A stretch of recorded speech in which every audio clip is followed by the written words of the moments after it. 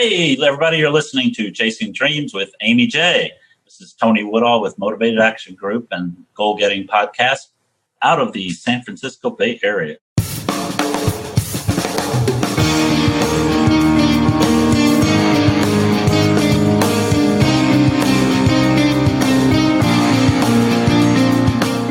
Welcome to Chasing Dreams Podcast with Amy J.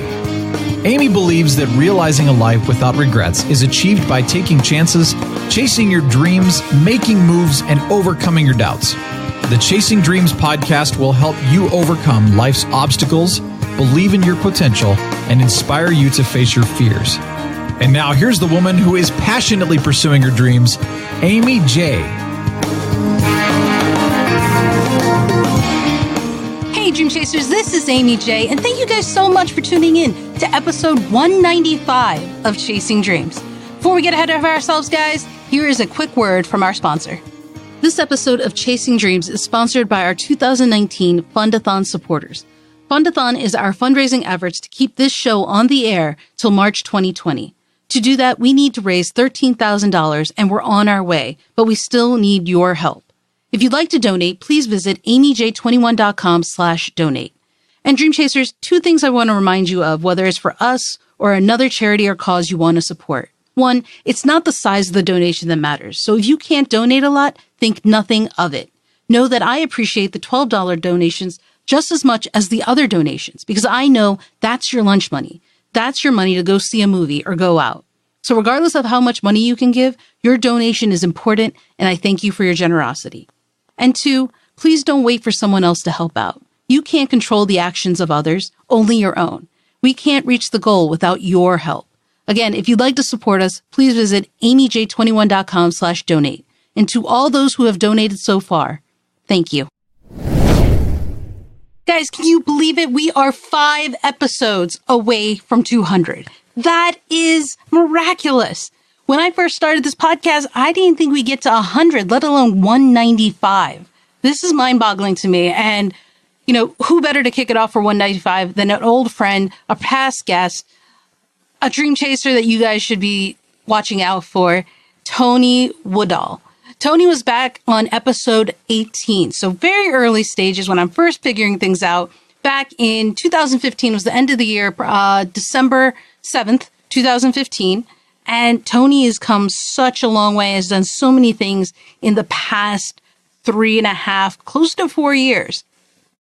From the chauffeur seat to the C-suite, Tony uses his goal-getting program to go from 50 to 32 in waist size to age-wise in better shape than his 30s, achieving his goals and helping his clients do the same.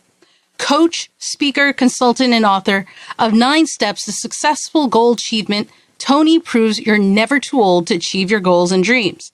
The host of the Goal Getting podcast has inspired and helped people reach their high performance goals. He's worked with realtors, lenders, bankers, and other corporations to reach their potential and beyond. And guys, he's not just talking the talk, he is walking the walk. His transformation these past 4 years is inspirational. I was trying to find the right word, but it's inspirational. So we had a great conversation. We caught up with one another, and it is a joy to talk to him. And I hope you guys enjoy it too. So here it is. Hey, Tony, welcome back to the show. Hey, Amy. Thank you so much for having me back. So does it feel like riding a bicycle coming back on here? It does, yeah. It's always good when you're having a good time with friends to meet with them and talk. And thank goodness for technology. You can do that. You can sit and talk and see each other. So, yeah. You know, it's amazing to be able to do that. And I can talk about technology because I've been around when there wasn't any. And well, maybe not any, but not anything like it is today. It's been over 3 years, close to 4. Almost 4. Almost 4 since we've last checked in with you. And, You know, I thought I've seen your journey. Some of the audience may have seen it as they followed you on social media. And I've seen your journey, and you have had a tremendous break since we've last spoke. I mean, you've had a lot going on. Before we go into the deep dive of what you've done, can you summarize some of the most important to you things that have happened? Highlights. Well, I think the biggest thing is the big weight loss. So we'll talk about that, I'm sure. I've lost from being as high as 300 pounds, and on a short guy, that's a lot. And now down to 185 pounds. So that's something that I made a decision last year. Thank you very much. That I made a decision last year and a commitment to myself and my life to be able to finally get over that challenge that I'd had for many years. I'm starting a new consulting and coaching business, working with clients to help them achieve their high performance goals as well, businesses as well as individuals. And I'm just enjoying life. I've got a new girlfriend that I'm enjoying being around and wanting to do more. That's awesome. And guys, his weight loss is significant. Yes. But also what I've noticed, Tony, is you seem happier. That's a big plus. Yes. I mean, to be able to achieve goals always, makes you happy. And like I said, this was one of my big life goals that I had, that I've fought for 30 years of being overweight and never being able to do it. Finally made that decision. And I just feel I'm in better shape now than I was when I was 30. And I feel happy. My life's in the right direction. I'm feeling, as you get into your third chapter of your life, as they say, you start thinking about things a little differently. Right. And so I made a conscious decision to be happier. It's a matter of just being and choosing to do so. Well, good for you. And so let me ask you, because, myself included and others have tried probably to lose weight, right? And efforts have been made. It's not for the lack of effort or trying, but have you previously made attempts to lose weight and not succeeded? Or was this the first time you kind of buckled down and were like, hey, we're doing it? But what was different about this effort for you? I think the main thing that is different is I decided to make a commitment with myself. I teach goal achievement, goal setting. And in this particular goal that I had, I always love eating. I like food. My weaknesses are breads and pastries and things like that. But when I hit the scale at 300 pounds when I was younger, and I said, oh my God, I got to do something about this. But I never did. I'd still eat. I'd still do what I needed to do to keep that weight on and not take care of myself. Sure. I was working on goals and achieving my business and career goals and things like that, but I wasn't focusing on my body, which you need to be able to be healthy. And I finally, become a type 2 diabetic. I was spending money on all the medicines that I had to take for high blood pressure and insulin and all that. And then as I got older, last year, as I mentioned, it was my 60th birthday. And I said, I want to be around a lot longer. So I just made a conscious decision. Actually, part of the training that we teach in my program is, writing a commitment letter or a promissory note to yourself. It's something that you're going to keep track of. And, we're all honest people, most of us, and we want to, pay ourselves and our bills on time. So I just basically created a promissory note, made a commitment with myself that, hey, this is the year. I got to do it. I want to get off this medicine. I want to be able to take that money and spend it traveling, doing things that I like to do. So I just got tired of being a stress eater. I got tired of letting things like that control me. And so I made that decision that I was going to do that. I was going to work out. I was going to, go out and play and have fun, do things that I enjoy. And I did. So I just started doing that. And, it was just, I think, when you make that and you find your why, what you want to do, regardless of what it is, I'm very stubborn, as I've had in several times. I don't like spending money sometimes on frivolous things. Sure. I've had some financial problems in the past. So if I can get away from that, then I would rather, not. So I just made a commitment that this has got to be the year, because I want to live longer. I want to be healthier. And I wanted to be where I was when I was 30 years old, or before. I wanted to be healthy and be able to be active. Sure. And so I just made a conscious decision, wrote a promissory note that I was going to do this, and, signed it just like I was signing it for a mortgage for a home or whatever. And then I started tracking my goal, tracking what I was going to do, defining what I had to do to get there. I mean, we all know what we need to do, and I call it my L&M diet, eat less and exercise more. That's really the basis of it. You have to eat less, you have to exercise, or get enough, burn more calories than you take in. So you start, with that. And I started doing that, eating less, and, overcoming those bad habits that I did. I talk about a lot of time, I used to I tamed my tiger is what I call it. Every afternoon I'd get up and I'd be stressed out and I'd go on the prowl for something and usually walk around the building till we have this place around the corner from our office that I was at. And I said, I'm going to stop prowling for stuff. So instead of walking around the office and buying a cinnamon roll or a couple cookies to make myself feel better, I just kept walking and started walking around the block and changing. Just kept going and making it where I was burning calories as opposed to taking them in. So the Bay Area, San Francisco, has great streets for walking. It's interesting. You can meet and see a lot of people. Plus, you have a lot of hills, which helps you burn that calories more. And it's just a great place to walk around. So I started doing urban hiking and hiking the great hills within the Bay Area. So can I ask a question? Because a lot of people probably have said, I thought I made a commitment to myself. I too have done that, but I wasn't successful. As you were doing, you wrote yourself a promissory note.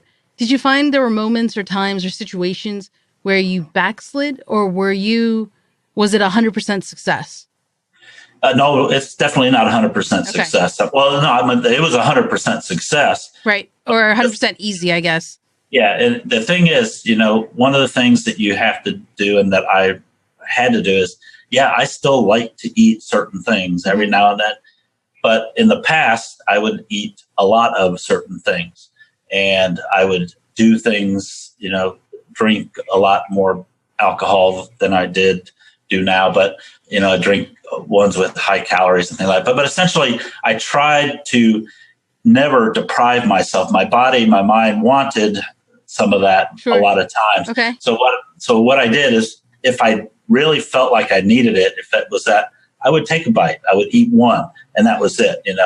As long as you take and expend those calories by exercising more, doing more workouts, as long as you're burning more, it doesn't matter if you take in a little bit. But I didn't sit down and eat a box of donuts, I would, which I've done before. I would eat, I see a donut, somebody would bring donuts in and, you walk by, okay, I had to have a donut or half a donut, just so I could get that taste in there. I'm not saying it's going to be easy, because there were days that I wanted to eat a box of donuts,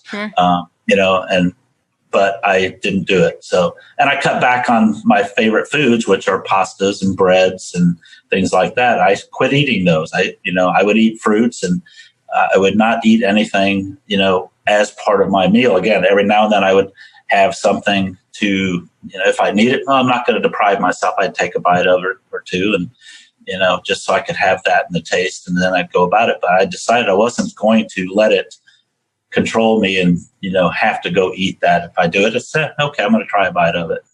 So when you were faced with temptation, when you were in that moment, because I think that's the part, sometimes just sheer will isn't enough. So you just didn't deprive yourself of it? You just took a small portion?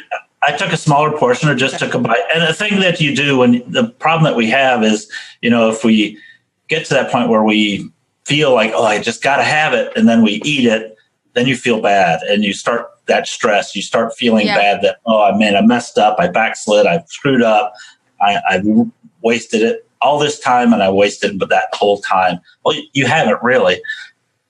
Again, it's all about eating less and exercising more, burning more calories than you take in. If you want it, that's fine. Again, don't pig out. Don't eat a box of donuts or a whole pizza, which, again, I've done that before too. What you wanted is taste it, So try a piece. But again, just realize, I'm going to have some. I'm not going to die by eating an extra 150 calorie slice of pizza.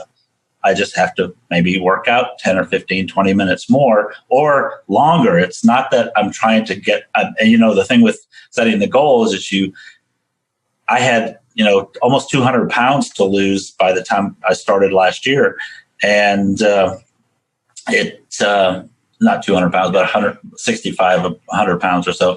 But the point is, I had to give myself the right amount of time, the realistic amount of time that I knew based on what I was going to do. Mm-hmm. It would take me a year to do what I wanted to do with the time that I had available to work out as many hours as I needed, and allowing myself the freedom to, occasionally have a slice of pizza or whatever I wanted. So it sounds like you had a plan and you worked at it. And if there was a moment of temptation or a backslide, whatever you want to call it, you faced it, you acknowledged it, and you addressed it, but you didn't allow the backslide to continue. You just kind of kept it to a reasonable control. And then we're like, all right, well, it is what it is. We got to keep going because we still have this plan. Yeah. And again, I didn't beat myself up for it, because I knew I would do it at one point in time. I'm going to have something that I want because I like to eat those particular items. So I would eat it. Like I said, I wouldn't eat a lot of it, but I would have, some. And like I said, and then I know I've got to work a little bit longer, or it may take me a day or two longer to get to where I want to be. Sure.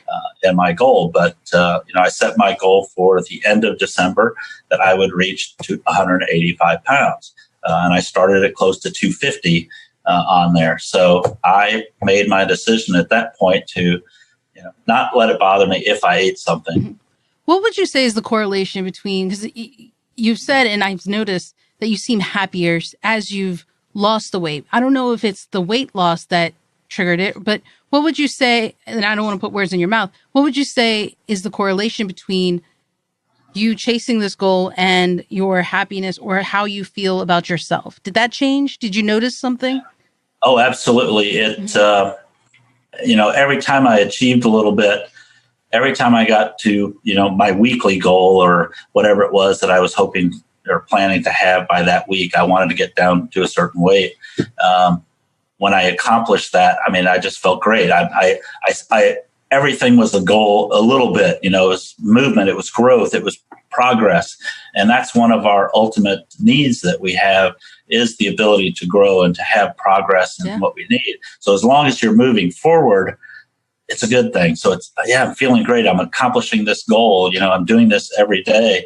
And I'm doing something to achieve this goal that I have. This was my main goal last year, to reach this goal weight. Mm-hmm. So being able to achieve a little bit every, little amount that I did was a positive. So, as part of our program I teach, that I used it myself, I rewarded myself for that. I would do something that made me feel good, after that. And it may have been having a little bit of snack that I let go, but I always achieved that. And it just made me feel it. Yes, I'm getting there. And as I started, my pants started getting baggy. I had to get to a point where I would put on my belt and cinch it so they would stay. And I could actually, open it up and look down and, oh my gosh. Yeah.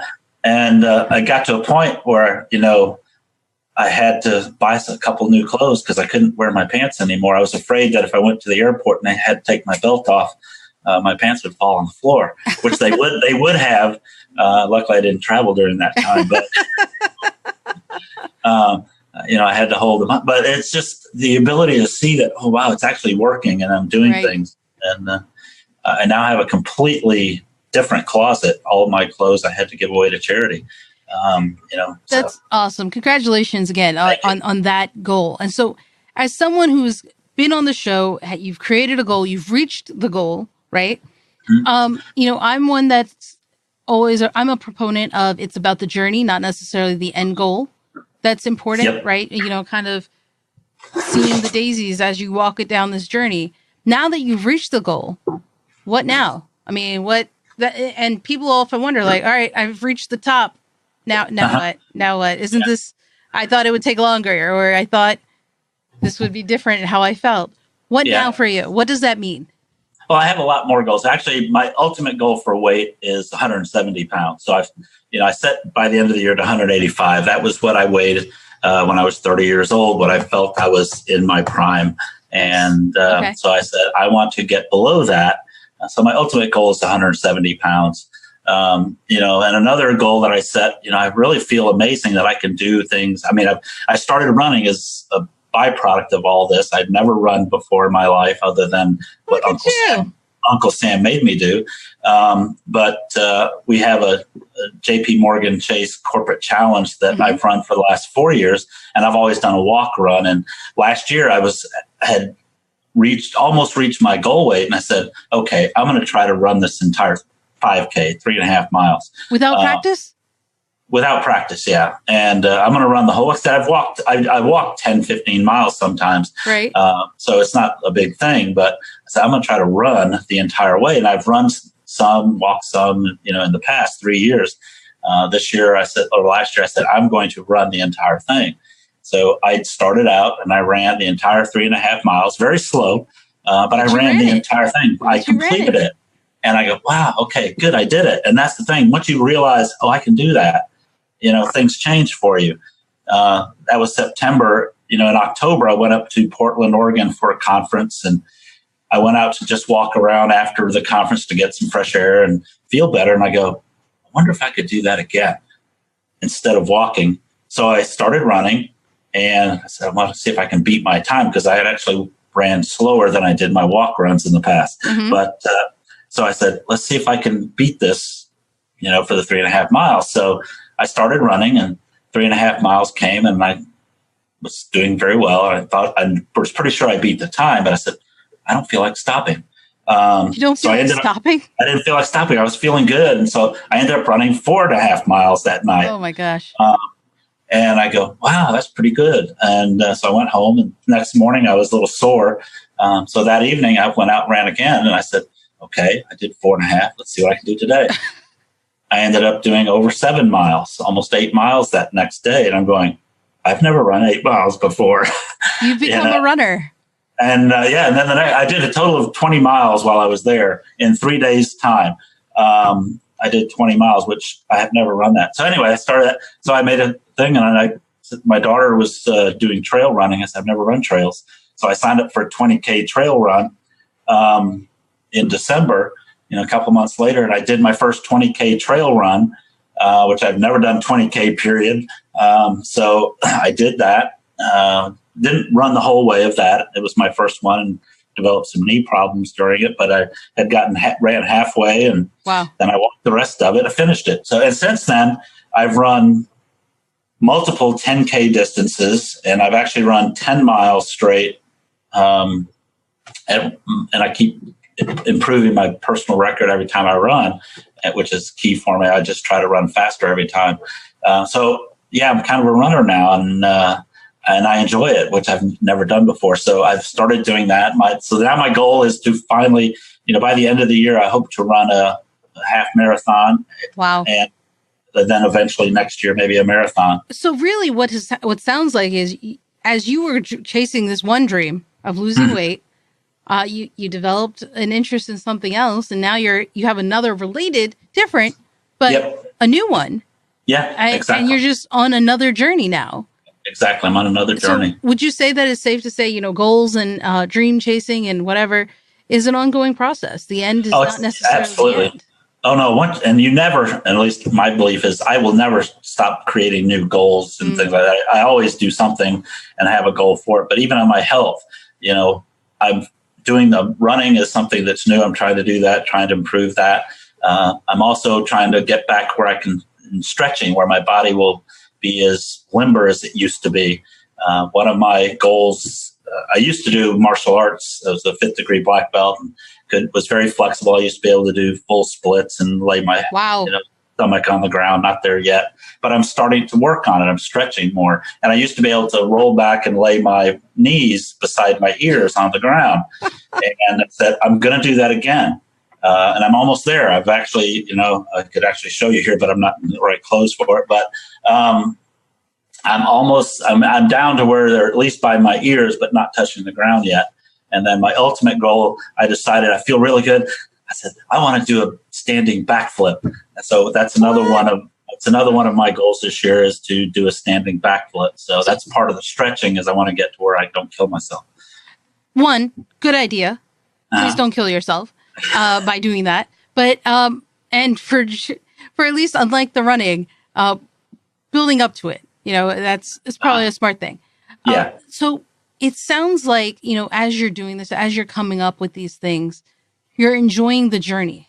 Oh, I love it. I mean, Each one. just to be able to say that I did that, I've invested my personal, and just, I talk about it on social media. I had one time when I was at 300 pounds and I had a 50-inch waist, 50 inches. I used to wear a 4X smock when I worked at a grocery store part-time. I went, when I had to buy all new clothes, I went and bought jeans.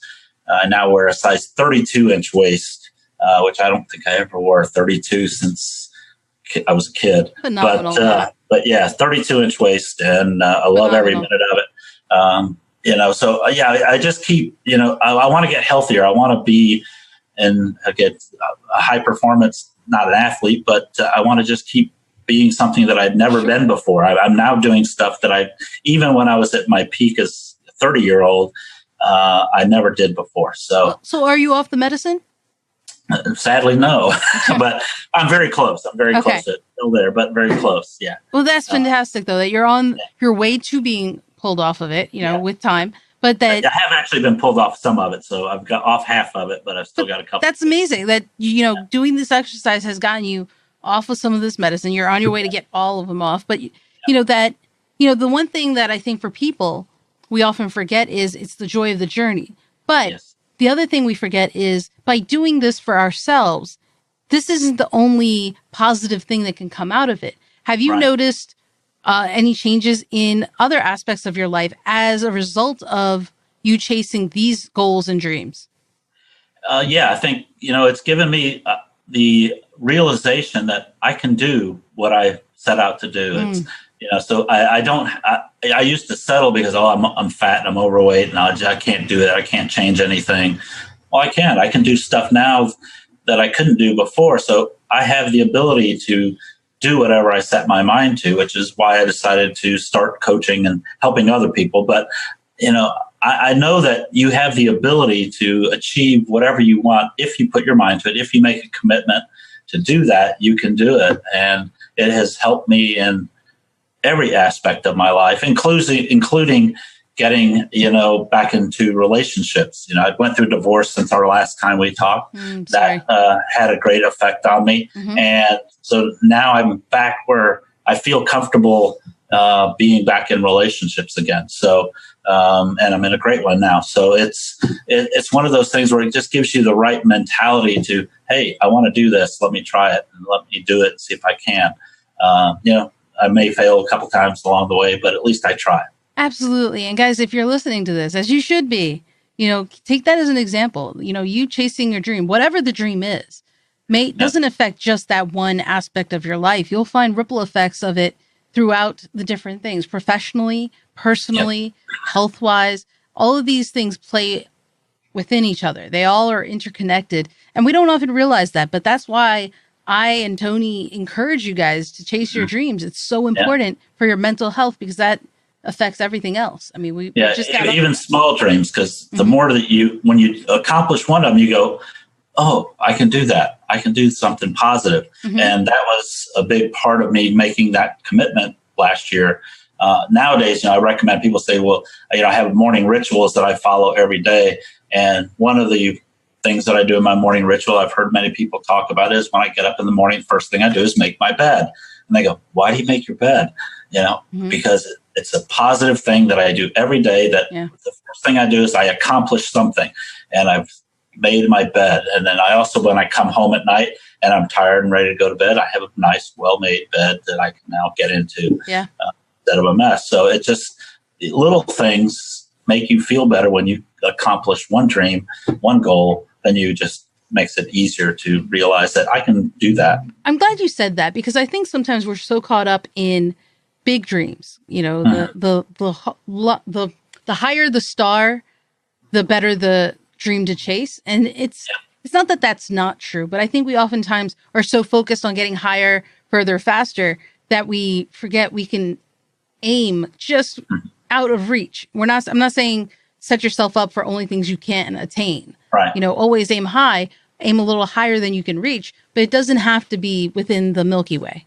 Right. Well, and even if it is, do things that are smaller. Yeah. In addition. As well. In addition, there are things that you can do as you're working on that, big dream, because we don't want to stop doing bigger dreams, but you still, if all you're focusing on is that end, you're not paying attention to the little things that you're doing in between there. I was doing an interview with the former chief of police, and he was saying that, oftentimes law enforcement individuals, they want to save the world. They want to do everything to make the world a better place.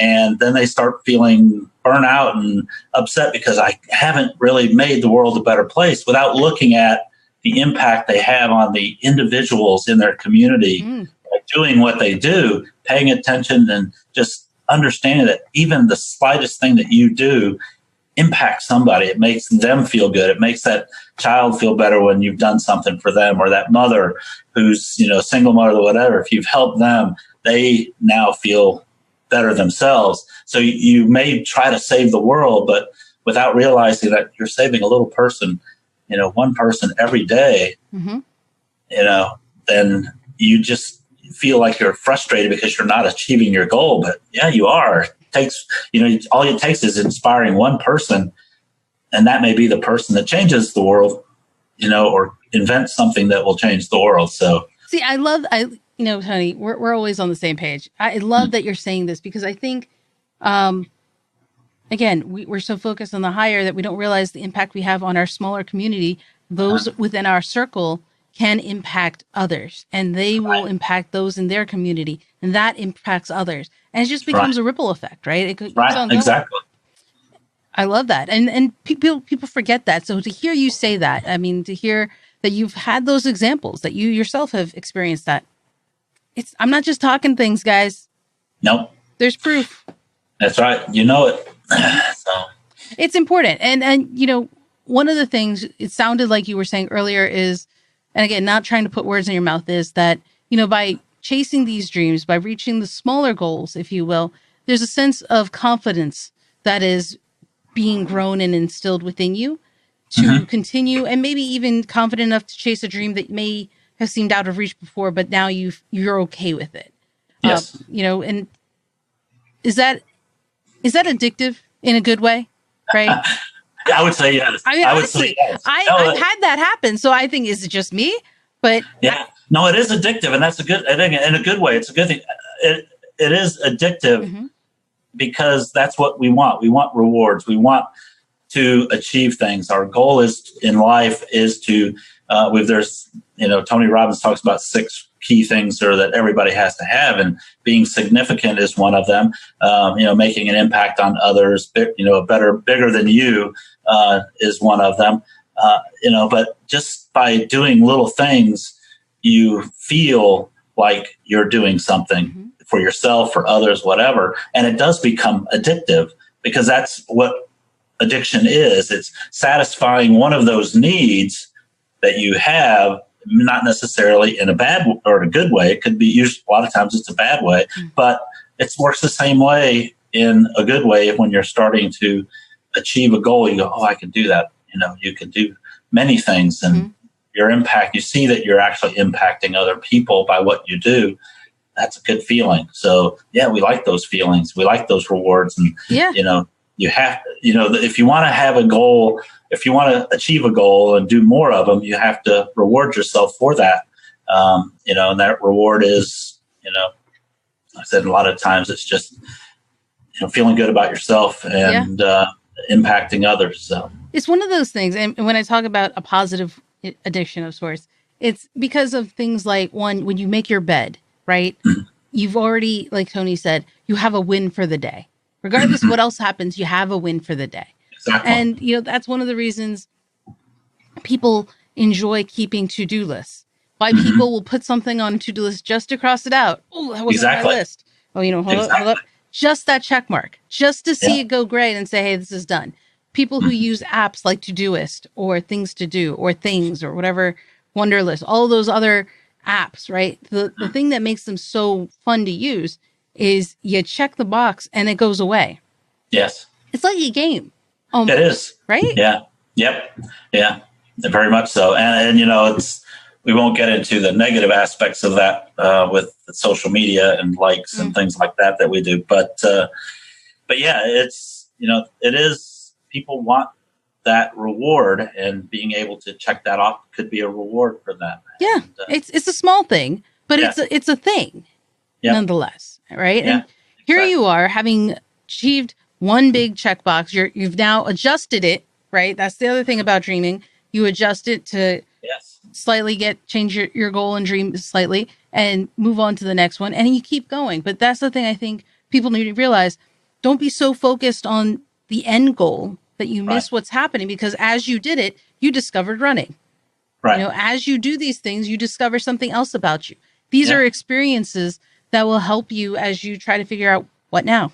Right. And as you're chasing your dreams, you're going to have big dreams, but even in those big dreams, there are small pieces that you have to accomplish to get to those big dreams. Each one of those is a plus. Each one of those is a win. So think about those, because that's really where you need to think about. The ultimate is, it's the byproduct of doing the little things. Mm-hmm. So, the goal is out there, but, if you don't do the things that you need to do to get there, that whether you present them or the universe presents them to you, if you don't take advantage of them, it's all the same. So as you have this big goal, you still have to think about and celebrate the successes of the little ones that are out there. And again, when you do that, something new may come about that you didn't realize was there that you wanted to do, and then you just chase another goal, but a different one. My dream wasn't to run and wasn't to be able to, run a 10 miles or a half marathon or do a backflip initially, but I really feel like I can do it now. And I had never done it. Even when I was a martial artist, I could do front flips, but I was never able to do a standing backflip.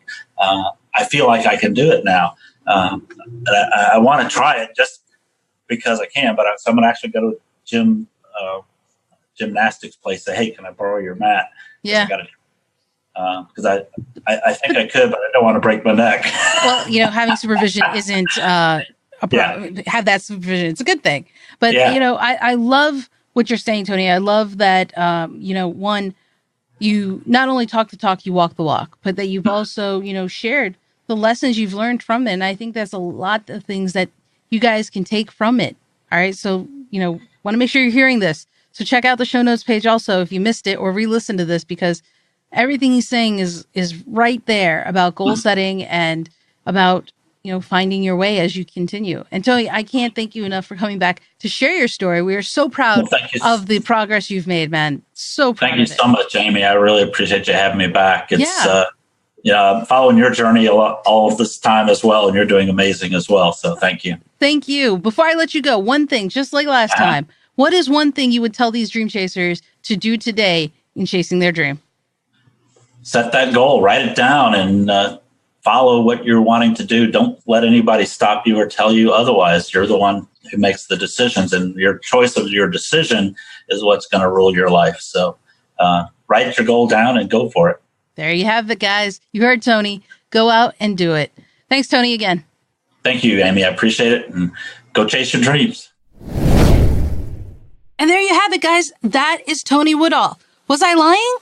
He's amazing. He is doing amazing things at chasing his dreams, and I hope you guys are inspired to do the same. Tony is not an exception to the rule. He is killing it by following the rules. If you guys just take a little bit of time, 30 minutes, day in, day out, you too can achieve your goals and dreams. And remember, it's about the journey, not just the end goal.